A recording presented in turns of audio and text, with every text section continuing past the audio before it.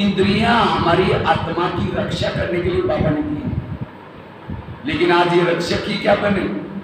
आज माया कहीं और से नहीं आती, कान से आती है, आंखों से आती है, मुख से आती है।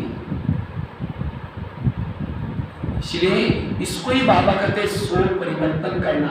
सो परिवर्तन करना मतलब हर इंद्रियों को, हर इंद्रिया अपनी ड्यूटी एक्यूरेट करे। जैसे प्रधानमंत्री शांति में कब बैठेंगे? जब उसके पार्टी के सभी लोग अपनी ड्यूटी एक्यूरेट करेंगे। एक ने गलत काम किया, प्रधानमंत्री की ड्यूटी पे। इसी तरह आत्मा को शांति तब होगी जब उसकी हर इंद्रिया अपनी ड्यूटी एक्यूरेट करे। कान अपनी ड्यूटी करता है, मुख अपनी ड्यूटी एक्यूरेट करता है, मन अपनी ड्यूटी एक्यूरेट करता है। एक ने गलत काम किया, सबकी नींद खुल गया, आत्मा की नींद खुल गई, अशांति आएगी। और योग उसका लगता है जो सारा दिन स्वराज्य अधिकारी। अगर सारा दिन स्वराज्य अधिकारी नहीं है, शाम को योग में बैठेंगे, जो सारा दिन गलत देखा, गलत सुना, वही आता है, योग लगेगा ही नहीं। इसलिए सारा दिन हमें क्या करना है? स्वराज्य अधिकारी बन करके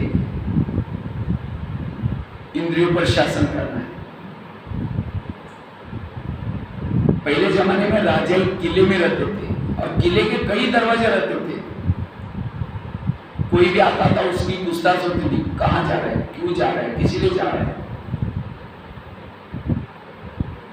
इसी तरह शरीर में हमारा एक किला है और किले के कई दरवाजे, कान, मुंह, कान, लेकिन इस दरवाजे में कोई रोकने वाला, टोकने वाला कोई है नहीं। कुछ भी देख आता है, आत्मा को परेशान कर रहा है। इसलिए इस किले को मजबूत करना है। जैसे भारत में अंग्रेज आए, कैसे आए? भारत में नवाबों का शासन था। भारत, बंगाल का नवाब, बिहार का नवाब, सूरत का नवाब, ये नवाब आए, अंग्रेज लोगों के साथ दोस्ती की, करते करते दिल्ली के ऊपर अटक गए और भारत क्या हो गया? गुलाम। तो इसी तरह शरीर में हमारा एक इंडिया है और इसकी राजधानी क्या है? आत्मा। यहाँ राजा रहता है और इसमें कई नवाब है। कौन से? कान, मुंह, आंखें, ये कौन है? नवाब। तो माया रूपी अंग्रेज आते हैं और इन नवाबों के साथ दोस्ती करते, कान के साथ दोस्ती की, मुख के साथ दोस्ती की, आंखों के साथ दोस्ती की और आत्मा के ऊपर अटैक किया। और ये शरीर हमारा गुलाम है। किससे? माया के गुलाम है और इस गुलामी से हमें स्वतंत्र बनना है। अगर इस संगम में इस गुलामी से स्वतंत्र नहीं बनेंगे, कोई भी जन्मों में राजा नहीं बनेंगे।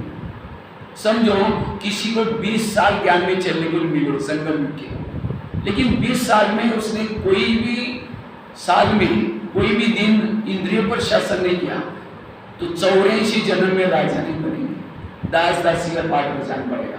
समझो कोई ज्ञान में चला 20 साल, लेकिन उसको 10 साल उसने ढीला डाला पुरुषार्थ किया।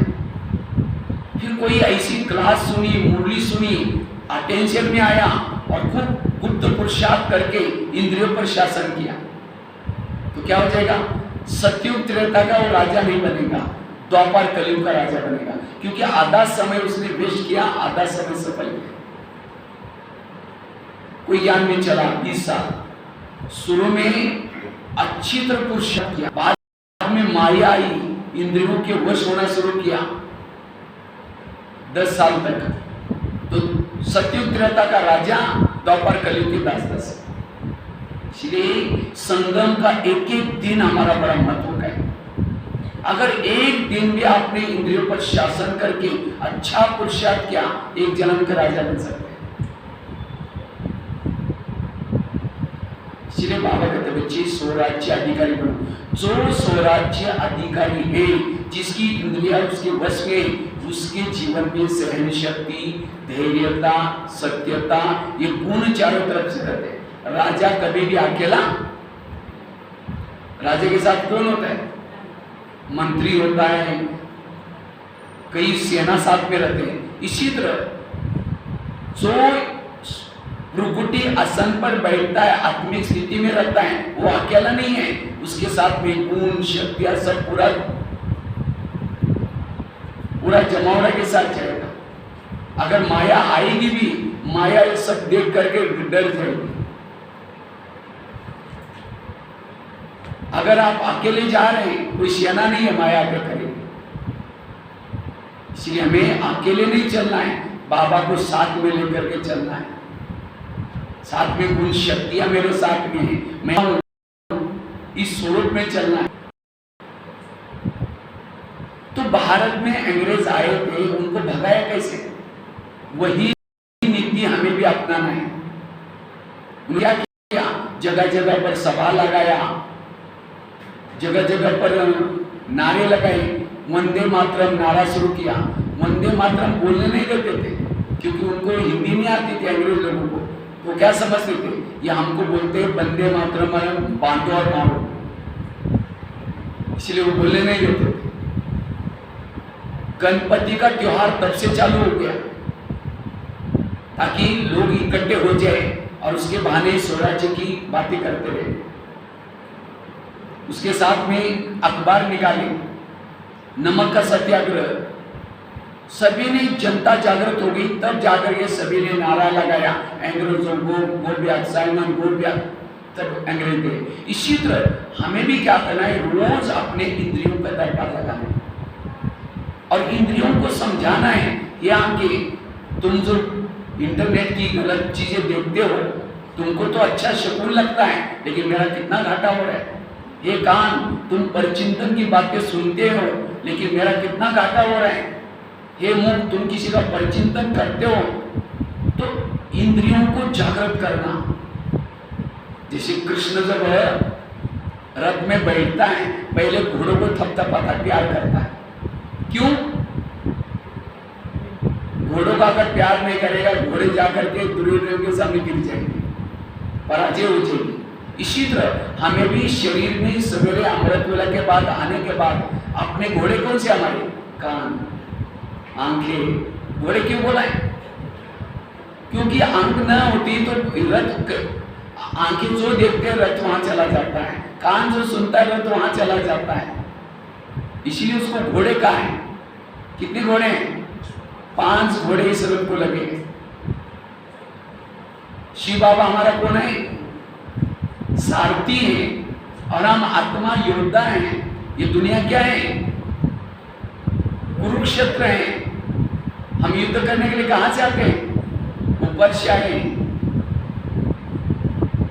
कोई अपने ऐसे कोई फोटो देखा है? कृष्ण घर में सोए हैं और अर्जुन तीर चला रहे कुरुक्षेत्र में है। अगर आपको पूछे कि बाबा कहाँ है, हम कहते परम धाम में, माना बाबा को वहां रखा है और आप अकेले बैठे। आप अमृत वेला करने के बाद नीचे आओ तो बाबा को भी साथ में लेके आओ। और लगाम किसके हाथ में दो? कभी कभी हम बाबा को, तो बाबा मेरे कर में धोखा देते, वो कहेगा तुम अकेला बैठा है, मुझे तो ऊपर छोड़ा हुआ है, तुम जाने तुम्हारा काम क्या है।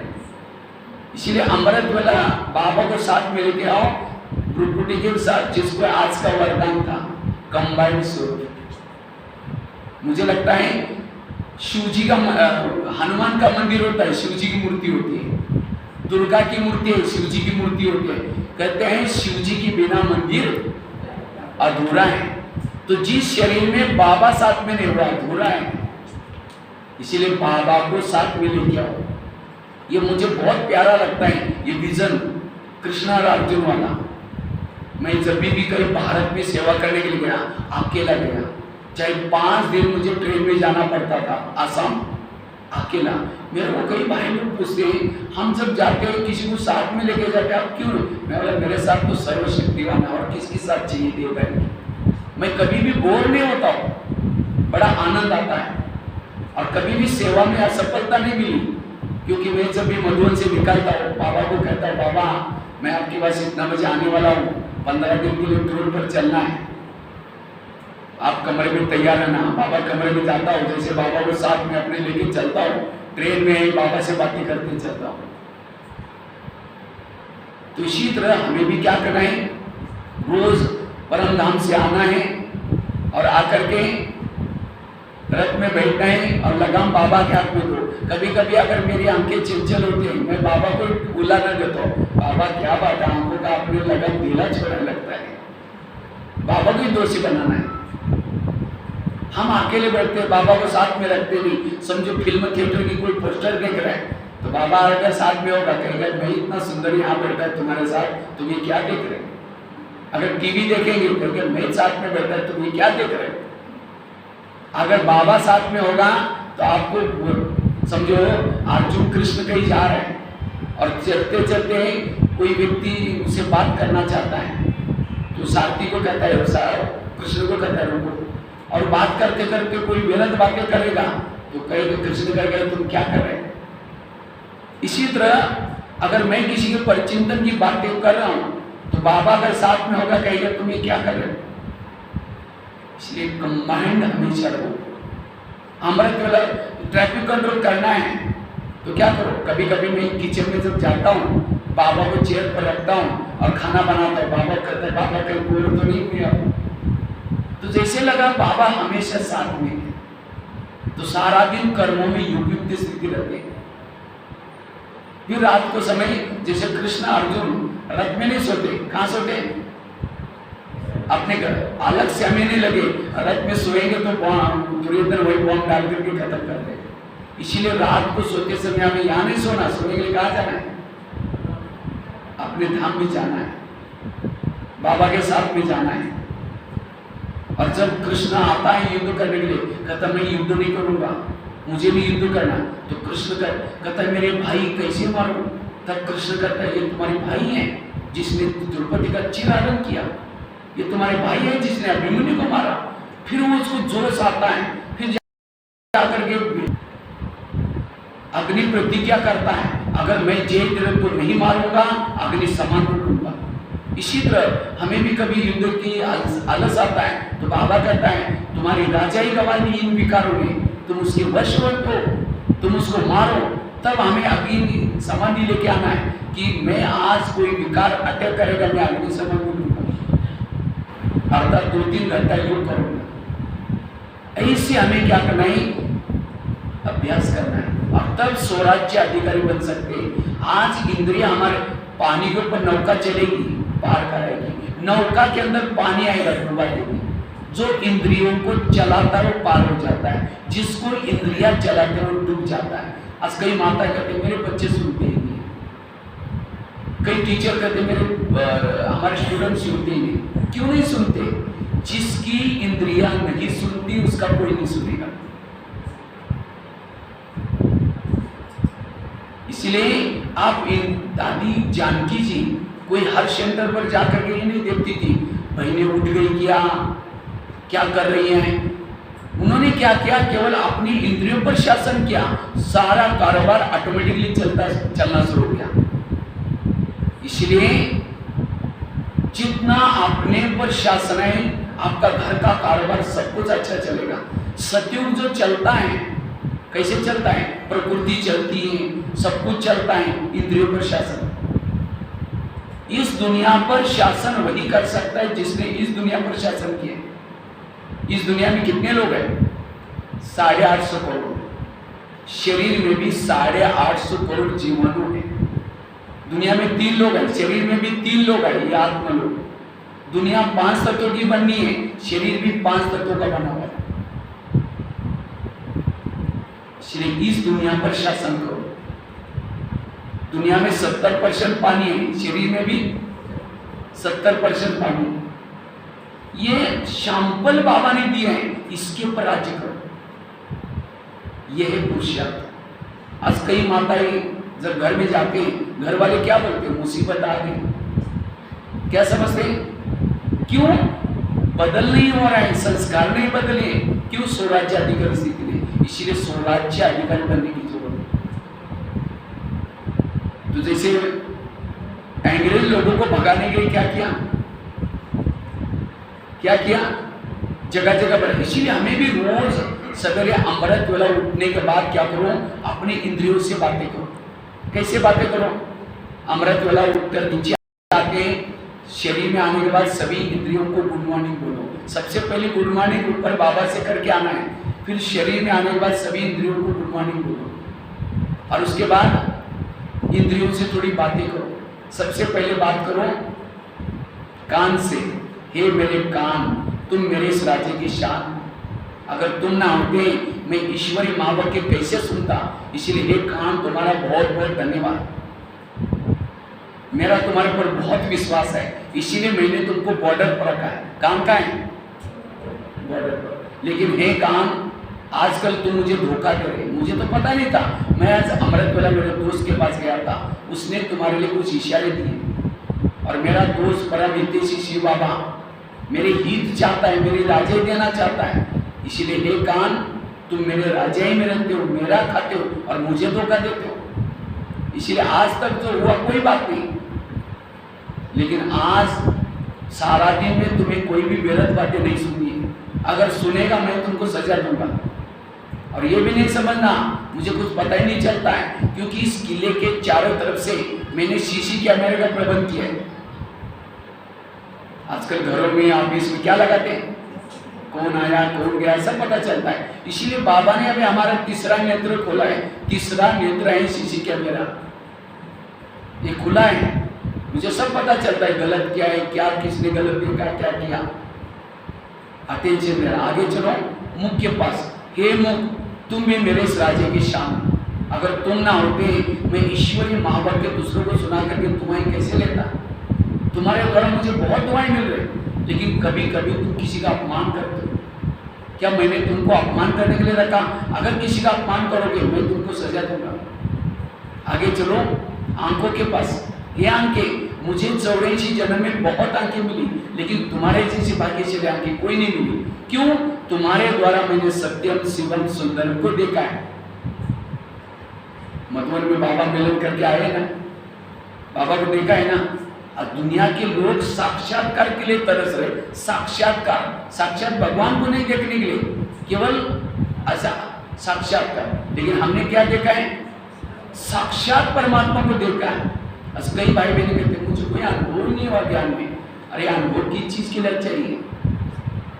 आज जिस देवी देवता की लोग पूजा करें वो देवी देवताओं की आत्मा प्रैक्टिकल में यहाँ देख रहे हैं। उस बहनों को हम बात कर सकते हैं, मंदिर में जाकर के कहते हैं देवी दर्शन दे दो, मेरा थोड़ा प्रसाद खा लो, खाया नहीं, लेकिन यहाँ बहने प्रैक्टिकल बात करते हैं। तो कितने हम भाग्यशाली हैं। ये संगठन कोई साधारण नहीं है, देवी देवताओं का संगठन है। इसलिए हे आंखें तुम कितने भाग्यशाली हो, जिस प्रभु को खाते हुए देखा है, चलते हुए देखा है, मुस्कुराते हुए देखा है। तो क्या प्रभु को देखेगा तुम्हारा पेट नहीं बना? इस संसार की गलत बातें तुम क्यों देखते हो? अगर देखेगा मैं तुमको सजा दूंगा। आगे चलो पांव के पास, हे पांव तुम भी मेरे इस राजा की शान हो, अगर तुम ना होते मैं सेवा करने के लिए कैसे जाता? सेवा की आप भी आदि रोग किसको मिली? पांव को। क्यों? पांव क्या करता है? घुटने के ऊपर पूरा शरीर को लेके आता है। लेकिन कभी कभी पांव क्या करते हैं? परचिंतन करने के लिए भी सबको लेके जाते हैं। परचिंतन किया मुख ने, आधा पाप किसको चढ़ा? पांव के ऊपर। अगर पांव कहता नहीं नहीं मुझे नहीं जाना, मैं नहीं जाऊंगा, तो क्या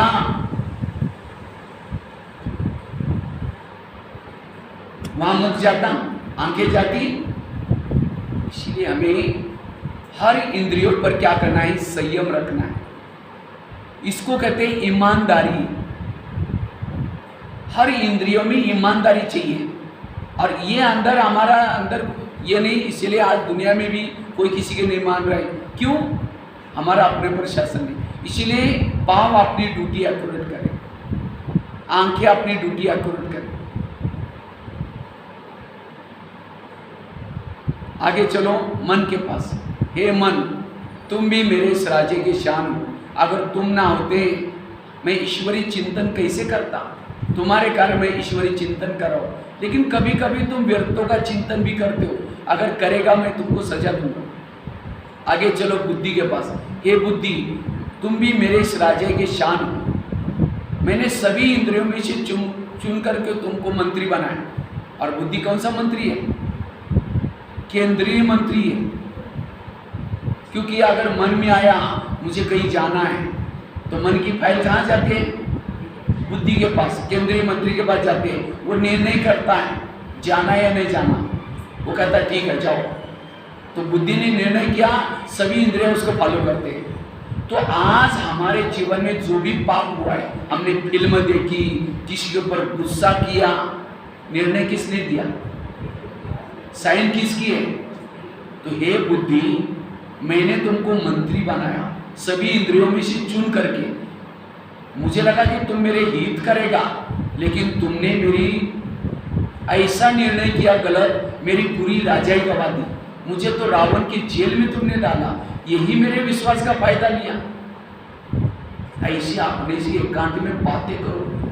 तो इसीलिए हे बुद्धि, आज तक जो हुआ कोई बात नहीं, फिर से दोबारा तुम क्या करो, ऐसे निर्णय करो श्रीमत के आधार से। अब तुम्हें कोई भी मन मत परमत प्रमाण निर्णय नहीं करना। हे बुद्धि, प्रभु को छोड़ करके तुम इधर उधर क्यों जाते हो? और जब विवेक को, जब योग लगाने के लिए आ रहे हैं, बुद्धि को जागृत करके आओ।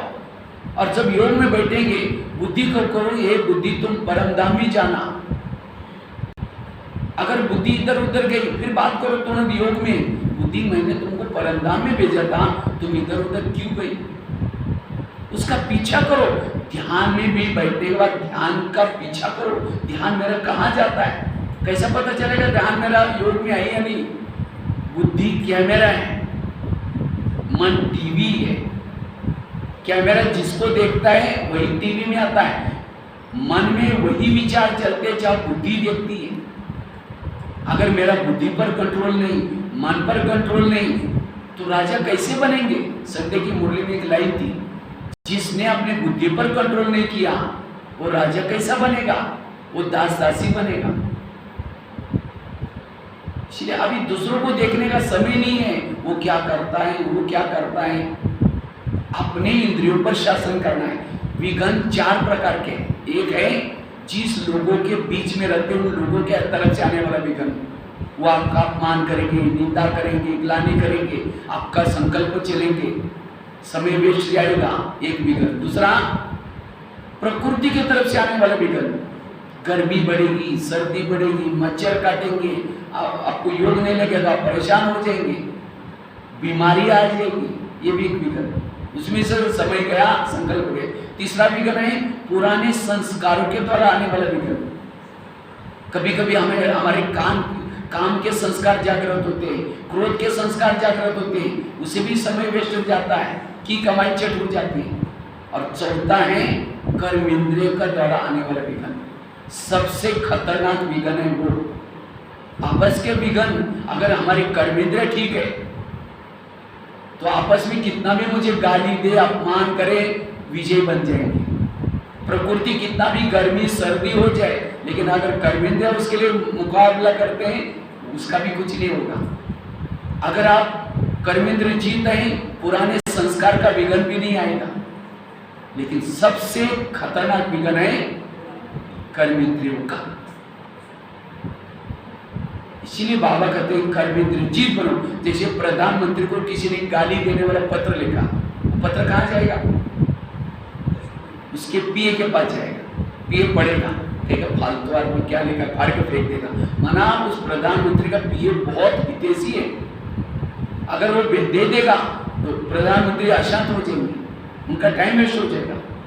इसी तरह हमें कोई गाली देता है, अपमान करता है, वो गाली कहाँ पे? हमारा पीए कौन है? कान। तो कान क्या करता है? फटाफट आत्मा को तक पहुंचाता है। हमको इसने गाली दी, गाली दी, गाली दी, तो आत्मा शांत हो गया। सवेरे की मुरली सुनी थी 4 पेज की, वो नहीं सुना था, आज बाबा ने ऐसा बोला, ऐसा बोला। इसका मतलब कान ज्ञान में नहीं चलता है, कान मेरा हितैषी नहीं है। अगर आपकी इंद्रिया आपके सहयोगी नहीं है, आप ये तो क्या 10 संगम युग में ज्ञान में चलो, राजा नहीं बनेंगे, परिवर्तन होगा ही नहीं। इसलिए इनसे बातें करो एकांत में, और इंद्रियों के अंदर आपके अंदर मायाजीत बनने का उमंग होना चाहिए। अकेला आत्मा ज्ञान में चलने से विजय नहीं बनेगी। विजय का आधार है इंद्रियों का सहयोग। जिसे भारत की जनता ने जब नारा लगाया और सभी ने ये किया, तब अंग्रेज चले गए अपने आप। इसी तरह माया रूपी अंग्रेज को भगाने के लिए हर इंद्रियों का सहयोग चाहिए, ये है पुरुषार्थ। तो इतना ध्यान है आप लोगों को, राजा बनने के लिए याद करा गया।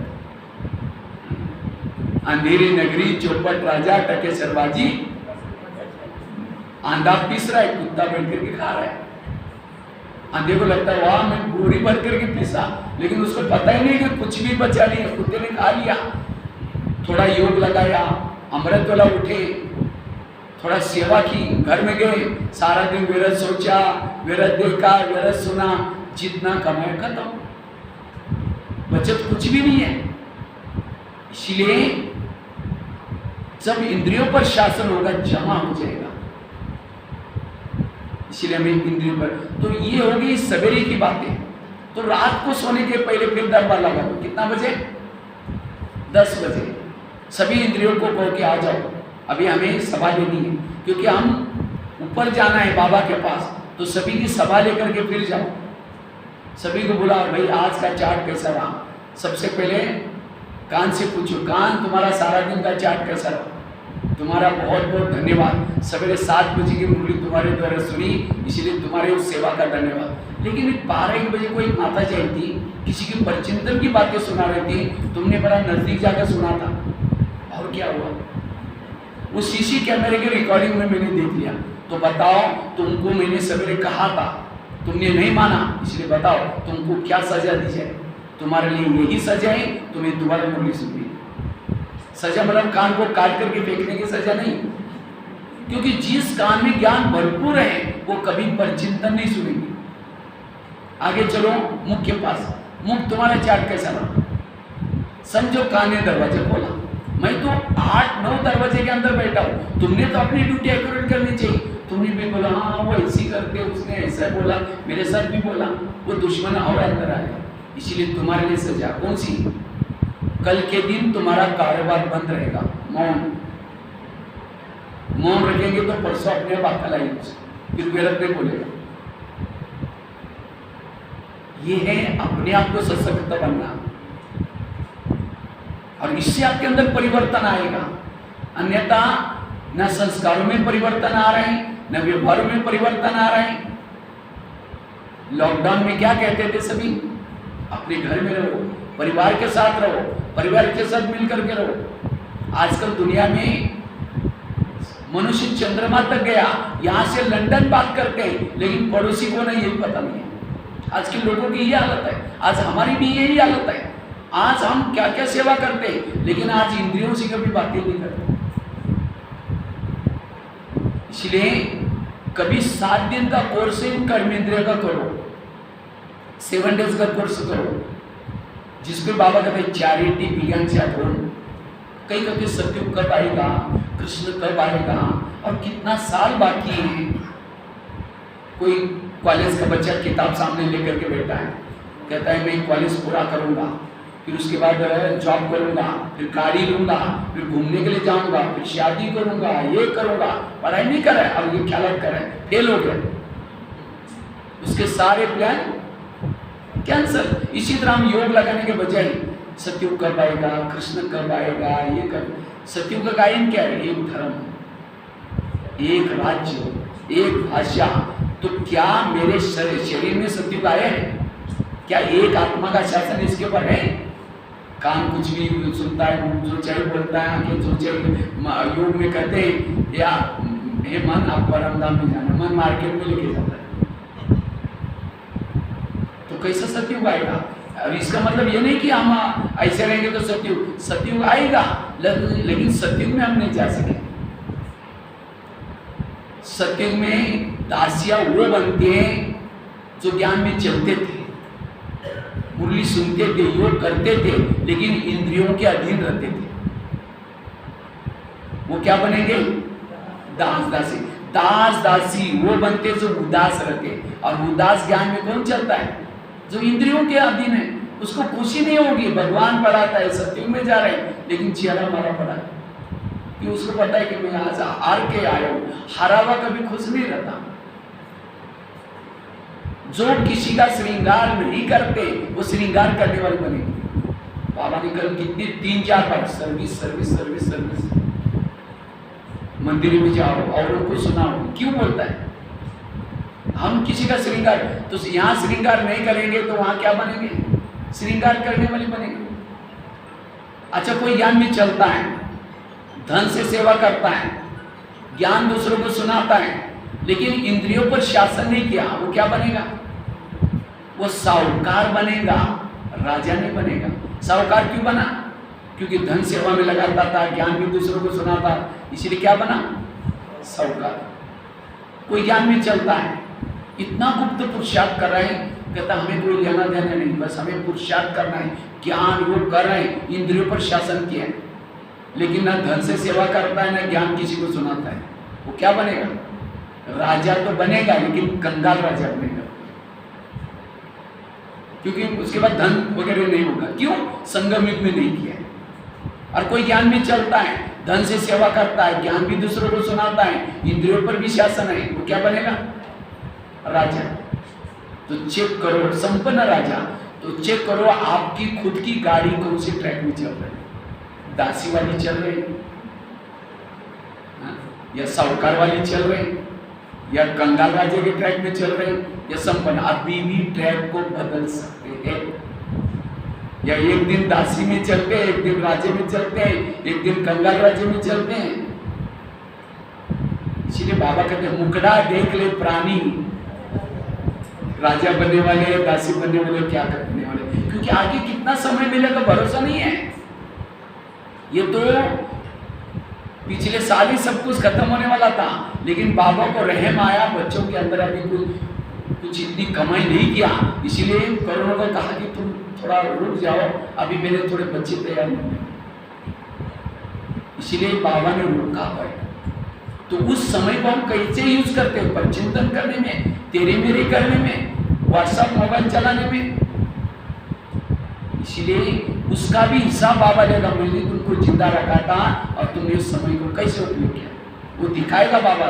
इसलिए अटेंशन रखना है, इसलिए स्वराज्य अधिकारी का पुरुषार्थ करना है, राजा बनना है। राजाओं की निशानी होती है, राजा की पहली निशानी है, राजा जिस शहर में रहता है सब उसका कहना मानते हैं, हुजूर जी हुजूर। अगर राजा को कोई कहना नहीं मानेगा, राजा उसको फांसी देता है।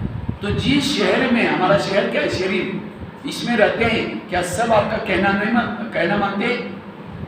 अगर नहीं मानते क्या सजा देते हैं उनको?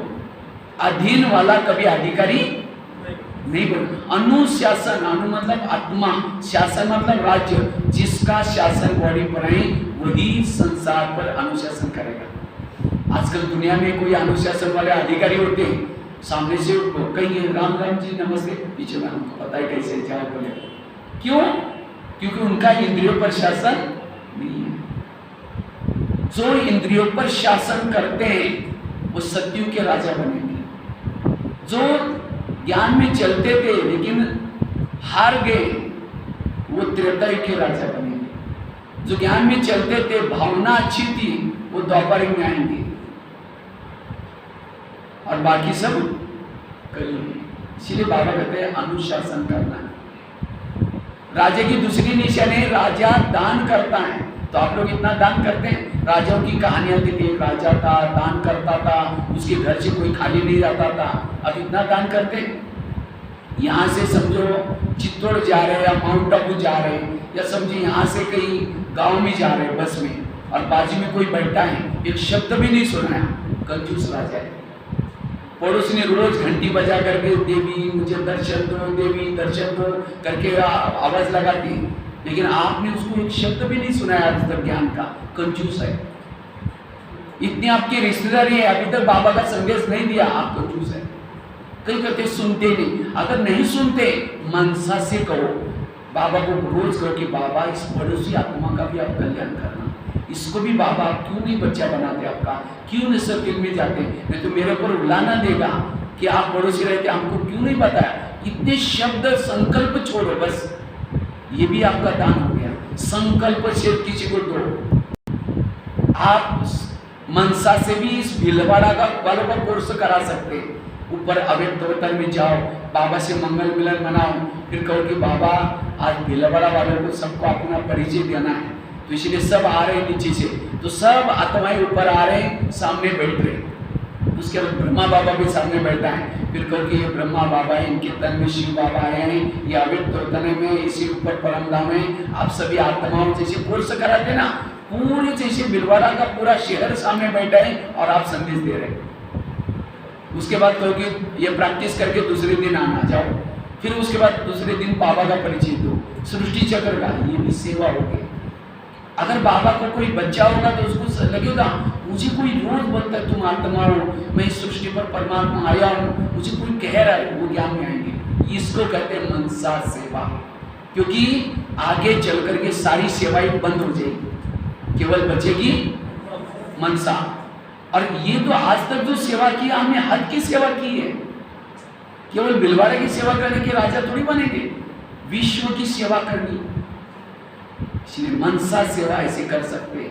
आप अपने रिश्तेदार वालों को भी कर सकते हैं, भले जा नहीं सकते, मनसा से करो, देने का समझ। कहीं उनको क्या लगता है ब्रह्मा कुमारी में आए हमें सब मिलने वाला है, ये हमारी गलत फहमी है। अगर यहाँ आकर के कुछ करेंगे नहीं, कुछ भी नहीं मिलेगा। ये बहुत ही शादी से पहले बहुत दान करते हैं, लेकिन जब उसकी शादी हुई दान पुण्य नहीं करते। शादी सेठ जी के घर में होती थे, सेठ जी तो एक दिन सारे महल के बाहर बैठे थे, तो इतने में सन्यासी आया, कहता मुझे भिक्षा चाहिए। वो क्या बोलते, मैं बासी खाती और भूखी सोती हूँ, तुमको कहाँ से दूँ? तो सास को तो बड़ा गुस्सा आया, हम इतने बड़े घर के अभी क्या बोल रहे, बासी खाती हूँ भूखी सोती हूँ। दोबारा कहते हैं मुझे थोड़ा, दोबारा कहता है मुझे भिक्षा चाहिए। कहते सुना नहीं तुमने, मैं बासी खाती हूँ और भूखी सोती हूँ, तुमको कहाँ से दूँ? चला गया। सास ऊंची उठी, बहू को तो थप्पड़ लगा दिया, तुमने तो ऐसा ही मेरा नाम खराब कर रही, हमने कब तुमको बासी खिलाया? कहते मैं रोज बासी खाती हूँ। आज मेरी शादी सेठ जी के घर में हुई है, ये मेरे पिछले जन्म के पुण्य का फल है। तो कौन सा खा रही? पिछले जन्म का। और भूखी सोती हूँ मतलब अगले जन्म के लिए आप मुझे कुछ करने नहीं दे रहे, इसीलिए मैंने कहा भूखी सोती हूँ। तब उसकी सास को समझ में आया, कहते ठीक है, घोड़े के लिए तो चने पैसे उसको दिया करो। उसको लगता अक्ल तो आ गई, लेकिन उसको एक दिन मन में आया अगर मैं चने दूंगी अगले जन्म में मुझे क्या मिलेगा? बोरी की बोरी। तब सास कहते जो चाहिए दे दो। तो इसी तरह आज हम बासी खा करके भूखा तो नहीं सो रहे, आज हम इतना तरावटी माल मधुबन से आ रहे हैं, मुरली ज्ञान योग। लोग तो दुनिया एक बूंद के लिए तरह ज्ञान के, यहाँ सागर मिल रहे हैं। तो ये कौन सी कर्मों का फल है? 63 जन्मों में जो भक्ति की थी, व्रत किया था, उपवास किया था, उन सब कर्मों का फल ये ज्ञान मिला है। तो कौन सा खा रहे? बासी खा रहे। और आज बीके बनकर के मैंने किसी को ज्ञान नहीं सुनाया, सेवा नहीं की, तो कैसे सो रहे? भूखे। अगर आपके पास धन है, धन से सेवा करेंगे, 84 जन्म में धन की कोई कमी नहीं होगी। अगर आपके पास हेल्थ अच्छी है, कभी सेंटर पर आओ सेवा करो, कर्मना सेवा, कभी मधुबन में जाकर के सेवा करो। जो धन तन सेवा में लगाता है उसका तन तंदुरुस्त होगा।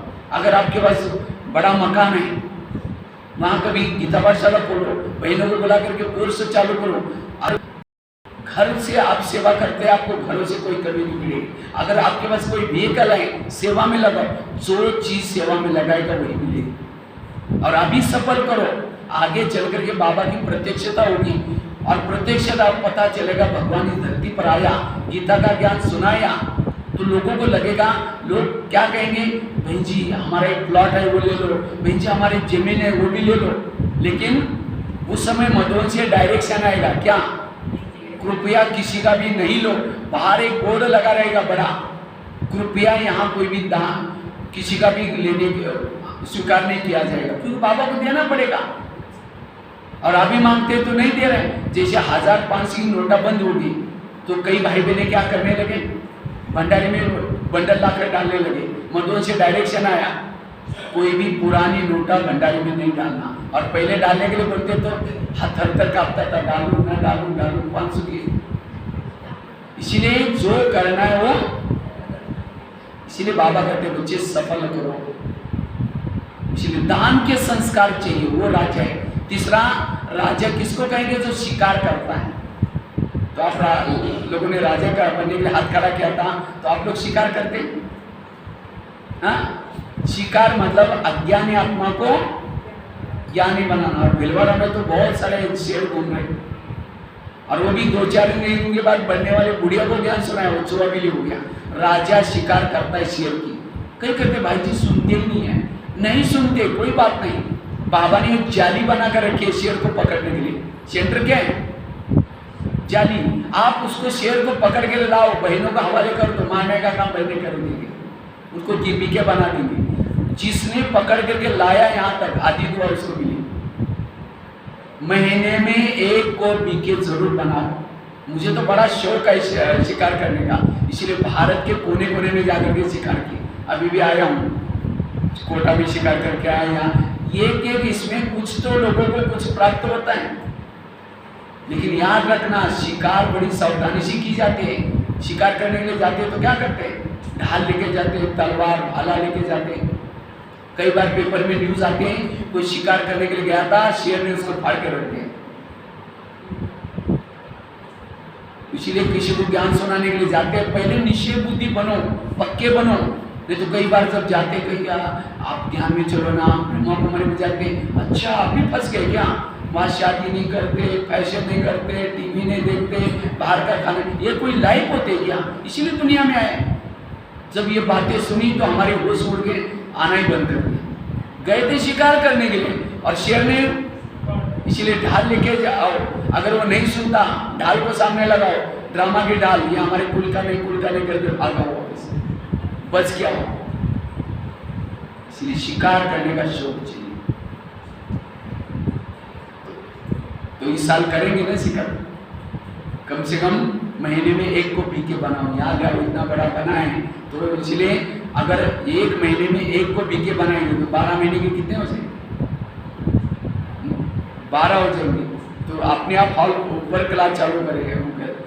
तो आप शिकार करके शिकार को पकड़ करके मधुबन में लाना, देखेंगे कितना शिकार किया।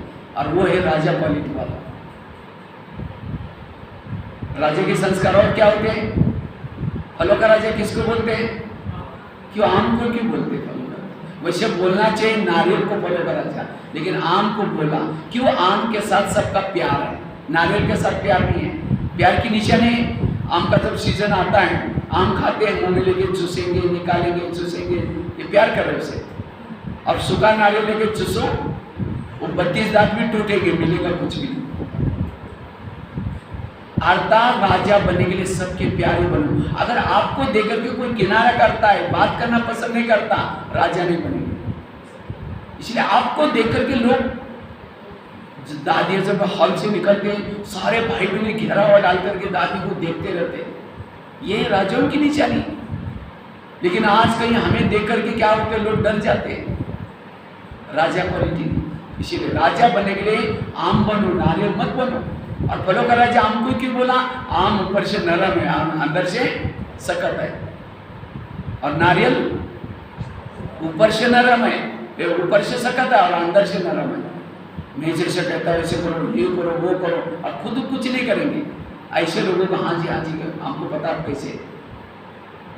इसलिए कतनी करनी, पहले जो करते वही करो। पहले खुद करो, फिर दूसरों को सुनाओ, तब उसका असर पड़ेगा। बाबा को आचार्य चाहिए, पंडित नहीं चाहिए। जो आचार्य है, पहले टीचरों को आचार्य बोलते थे, क्योंकि हर बाबा का बच्चा एक शिक्षक भी है। इसलिए हमें आम बनना है, नारियल नहीं बनना। और फलों का राजा आम को क्यों बोला? आम जब फल लगता है झुकता है, नारियल जो फल लगता है तो ऊपर जाता है। अभिमान वाला कभी राजा नहीं बन सकता, इसलिए ये संस्कार। लेकिन राजा बनने के लिए आत्मा की ज्योति सदा जागृत चाहिए। लास्ट की बात सुना करके पूरा करता हूं। अगर आपको राजा बनना है, अमृत वेला योग अच्छी तरह करना। जो अमृत वाला योग अच्छी करता है, फिर क्लास के पहले रोज की मुरली यहाँ कितना बजे होती है? 7:30। योग कितना बजे चलता है? लेकिन पहुंचते कितने?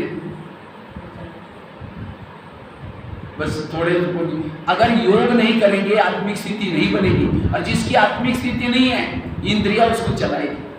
इसीलिए रोज सवेरे सवेरे 3 चीजें करना राजा बनने के लिए, अमृत वाला योग अच्छा, क्लास के पहले योग और मुरली महावाक्य संगठन में सुनना, ये 3 चीजें करने से आत्मिक स्थिति बनेगी। और जिसकी आत्मिक स्थिति है इंद्रिया अपने आप वश रहेगी। एक शेठ जी थे, राजा था, वो बहुत फेमस था, मशहूर था। तो एक सन्यासी उसके पास गया, उसको लगा ये राजा मशहूर क्यों है, तो उसने एक उसकी बात नोट की है उसने, राजा रोज सवेरे जल्दी उठता है, हर एक के पास जाता है, गुड मॉर्निंग, कैसे हो, क्या चल रहा है, और उसके कारण उसके राजा में सब एक्टिव रहते। तब पता चला राजा मशहूर का कारण ये है, और इसके कारण मंत्री वगैरह सब प्रजा एक्टिव रहती थी। कुछ साल के बाद उस सन्यासी को पता चला राजा कंगाल हो गया। उसको लगा ये कैसे हो सकता है, तो दोबारा वो सन्यासी उस राजा के पास गया, उसने देखा राजा कंगाल कैसे बना, लेकिन कुछ पता ही नहीं चला। तब एक बात नोट किया, पहले जब आया था राजा रोज जल्दी उठता था, लेकिन बाद में देखा राजा आराम से सोया है, और राजा सोने के कारण उसके राजा भी चोर घुसते थे, इधर का माल उधर करते थे, प्रजा लड़ती थी। तब समझ गया कि राजा के कंगाली का कारण। फिर उस सन्यासी ने राजा को कहा, राजन आपके महल में हंस आता है, महल के आसपास एक हंस आता है, जो देखेगा वो संसार में मशहूर हो जाएगा। तो राजा कहता है मुझे भी मशहूर होना है, कहता हंस को देखना पड़ेगा, कहता है कल से देखूंगा, लेकिन कहता है राजन वो सवेरे जल्दी आता है, कहता ठीक है मैं उठूंगा। तो राजा हंस देखने के लिए उठा, तो चक्कर लगा रहा था, तो चोर आए थे, चोरों ने देखा राजा तो उठा हुआ है, चलो कल आते हैं। फिर कल आए तो देखा राजा चक्कर लगा रहे, तो उन्होंने चोरों ने आना बंद, और राजा जल्दी उठने से मंत्री भी ठीक हो गया, प्रजा भी ठीक हो गई, फिर राजा मशहूर हो गया। फिर वही सन्यासी एक बार आया, कहता राजन आपने हंस को देखा, कहता हंस को तो नहीं देखा, लेकिन मेरे राजा का कंगाली का कारण मुझे पता चला। तो सन्यासी ने कहा यही मैंने युक्ति आपको बताई, ऐसे आप रोज उठा करो। ये कहानी किसी और की नहीं, हमारी अपनी है। हम भी राजा थे, मशहूर थे, लक्ष्मी नारायण का राज्य अभी भी मशहूर है। क्यों? वहाँ हर आत्मा राजा जागृत था। आत्मा राजा जागृत होने से इंद्रिया एक्यूरेट काम करती थी। धीरे धीरे मैं आत्मा राजा हूँ भूल गया, आत्मा राजा सो गया, इसीलिए इस महल में चोर घुस गए। काम, क्रोध, लोभ, मोह, मन बुद्धि मंत्री इधर का माल उधर करने लगा, प्रजा आपस में लड़ने लगी, इंद्रिया आपस में। और इसीलिए शिव बाबा जैसे सन्यासी आया, शिव बाबा परमधाम से आया, तो देखा ये कंगाल कैसे बने, तब पता चला ये खुद सोया है।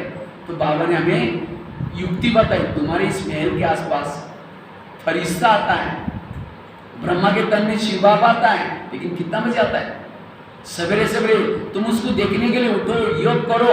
अगर योग करेंगे आत्मिक स्थिति बनेगी, आत्मिक स्थिति बनेगी तो चोर आना बंद हो जाएगा। जिस दिन आपकी आत्मिक स्थिति है, आपका योग अच्छा है, अमृत वाला क्लास के पहले योग किया, मुरली ठीक सुनी, आत्मिक स्थिति है, आपको कोई भी चीजें आकर्षित नहीं होगी, कोई विकार नहीं आएंगे। इसीलिए अगर राजा बनना है हमें ये 3 चीजें जरूर करनी है, तब राजा बनेंगे। तो भिलवाड़ा वाले सब क्या बनेंगे? राजा बनेंगे। तो राजा बनने के लिए, स्वयं का परिवर्तन करने के लिए, संस्कारों को परिवर्तन करने के लिए, ये है सूक्ष्म पुरुषार्थ, इसको कहते हैं स्व परिवर्तन। ये है स्व परिवर्तन का आधार। और जब स्वयं को बदलेंगे विश्व अपने आप बदल जाएगा, सत्युग अपने आप आएगा। कब आएगा इसका इंतजार करने की जरूरत है। बाबा कहते इंतजाम करो, ये है पुरुषार्थ। ठीक है, तो ये पुरुषार्थ करेंगे। तो वो टॉपिक अलग है, ये भाई साहब पूछ रहे बीमारियों की बातें सुनाना। वो कल मैंने वहाँ किया था, वहाँ कौन कौन थे कल? अच्छा नहीं थे यहाँ कल के क्लास में, तो मैंने कल वहाँ सुनाया था। आज दुनिया में जो भी बीमारी होती है उन सब का कारण है निगेटिव विचार। जिसके निगेटिव विचार मन में ज़्यादा चलते हैं उसका दिमाग गर्म रहता है, और जिसका दिमाग गर्म रहता है उसके दिमाग में केमिकल उतरते हैं। इसीलिए कहते हैं ना, जिसका पाँव गर्म, पेट नरम, दिमाग ठंडा, उस घर में कोई डॉक्टर है उसको मार दो डंडा।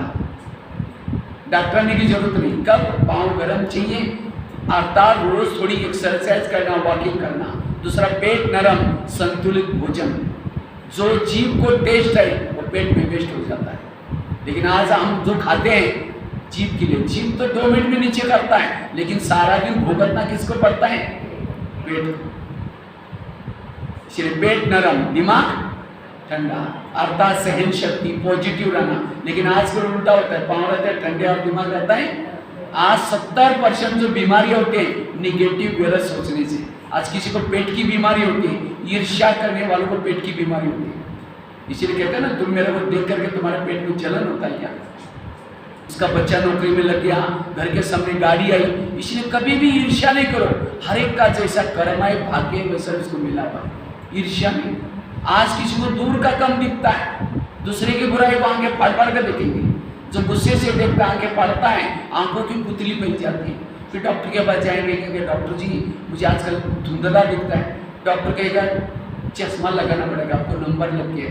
नंबर तो लगाया, फिर भी गुस्सा करना नहीं छोड़ेंगे, नंबर बढ़ता ही जाएगा। आज किसी को नजदीका नहीं दिखता, अपनी बुराई को कभी नहीं देखेंगे, नजदीका दिखना बंद। आज किसी का ब्लड प्रेशर बढ़ता है, बीती हुई बातों को जो याद करता है उसका ब्लड प्रेशर बढ़ता है। इसलिए बीती हुई बातों को कभी याद नहीं करो। जो हुआ अच्छा हुआ, जो बुरा अच्छा, जो होगा वो भी अच्छा। आज किसी को अस्थमा होता है, दमा, कोई भी बातों को पेट में दबा कर रखेंगे, क्या हुआ? कुछ नहीं हुआ। अरे बताओ क्या हुआ? नहीं कुछ नहीं हुआ, हुआ बहुत कुछ है, दबा कर रखेंगे, दमे का प्रॉब्लम। इसलिए खुश रहो, अंदर बाहर साफ रहो। आज किसी को ज्वाइंट पेन होते गुस्सा करने से, बुढ़ापे में ज्वाइंट पर दर्द हो जाएगा। आज किसी को शुगर होती है, डायबिटीज, जो दूसरों को अपने कंट्रोल में रखने की कोशिश करता है। मैं इसकी सास हूँ, मैं इसका पति हूँ, मैं इसकी माँ हूँ, इसको मैंने पढ़ाया लिखाया, छोटे से बड़ा किया। जब इसकी शादी हुई अपने पति का मंत्र मुझे नहीं पूछता। ऐसे विचारों से ऐसे केमिकल उतरते, उसे शुगर होती है। शुगर कोई मीठा खाने से नहीं होती, मीठा खाने से 30% होती है। अगर किसी के माँ बाप शुगर पेशेंट है उसे, और मीठा खाने से 30%, लेकिन टेंशन से निगेटिव से 70%। इसलिए आजकल डॉक्टर के पास जब जाते हैं तो क्या करते हैं? तुम टेंशन में नहीं आना, ज़्यादा नहीं सोचना, उसके लिए कोई दवाई देता है? वास्तव में ब्रह्मा कुमारी का केंद्र एक बहुत बड़ा हॉस्पिटल है।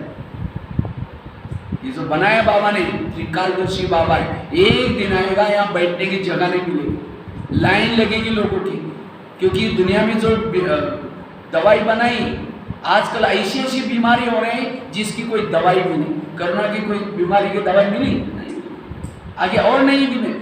कि बीमारियां होती है टेंशन से। वो क्या करते हैं? एलोपैथी देंगे, वहां से दवाएंगे, कहीं और से निकलेगी। टेंशन तो खत्म नहीं हुआ, लेकिन यहाँ की जो मुरली है डिस्पेंसरी, इसके अंदर काम की, क्रोध की, लोभ की सारी टेबलेट्स हैं। इसीलिए मैं रोज इस हॉस्पिटल में आना है। साइड इफेक्ट भी नहीं है, कोई फी भी नहीं है। इसीलिए बाबा कहते हैं बच्चे इस हॉस्पिटल कम यूनिवर्सिटी खोलो। ये एक धोबी घाट भी है, यहाँ भिलवाड़ा में रहने वाले आत्मरूपी ड्राइवरों को भोजन करने का डाइनिंग घाट है। इसीलिए खुले दिल से बाबा ने बनवाए। आज किसी को स्पॉन्डिलाइट होता है, गले का प्रॉब्लम, रास्ते में जा रहे सब्जी लाने के लिए, देखिए वो क्या करती है, वो क्या करता है, इधर उधर देखने वालों को स्पॉन्डिलाइट होता है। फिर डॉक्टर के पास जाएंगे तो डॉक्टर से मुझे गले में कुछ अकड़न हो रहा है। डॉक्टर चेक करता है, कहता है स्पॉन्डिलाइट हुआ, इसका इलाज करके बड़ा सा पट्टा लगाता है। जब पट्टा लगेगा 6 महीना ना इधर देखेंगे ना इधर घूमेंगे, सीधा देखते चलना पड़ेगा। अगर पहले सीधा देखो तो प्रॉब्लम। आज किसी को ब्रेन ट्यूमर, ब्रेन हेमरेज होता है, क्यों? हमारे ब्रेन में बालों से भी महीन नसें होती है, उससे खून सप्लाई होता है। लेकिन जब व्यक्ति तनाव में आता है, ज्यादा सोचता है, वो खून तेजी से बहना शुरू होता है और वो नसें फट जाती है और उसका कोई इलाज नहीं है। इसलिए जो तनाव में निगेटिव सोचता है, वेरा सोचता है, जेलों की चक्कर काटता है, पुलिस स्टेशन की चक्कर काटता है, कोर्ट कचहरी की चक्कर काटता है, हॉस्पिटलों की चक्कर काटता है, उसका जेब खाली तो खाली। क्योंकि आजकल डॉक्टर कोई ईमानदार नहीं है।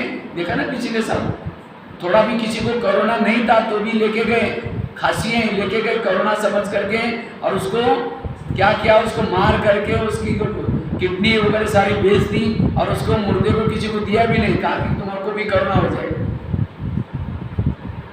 आज ऐसी जगह से, इसीलिए बाबा कहते हैं पॉजिटिव रहो, सकारात्मक। आप तो बहुत भाग्यशाली हैं, आपको ईश्वरीय महावाक्य मिल रहे हैं, तो इसलिए उसको सारा दिन इसका चिंतन करो। हमें कोई निगेटिव, मेरा क्या होगा, मेरे दुकान का क्या होगा, फिर मेरे बच्चों का क्या होगा, इसका मतलब ज्ञान को समझा ही नहीं, ड्रामा को समझा ही नहीं। इसलिए सदा पॉजिटिव, ना चिंता करनी है, ना डर में रहना है, ना भय में रहना है।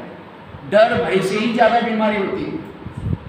इसलिए तो मेरे अंदर तनाव है, टेंशन है, निगेटिव है, कैसे पता चलेगा?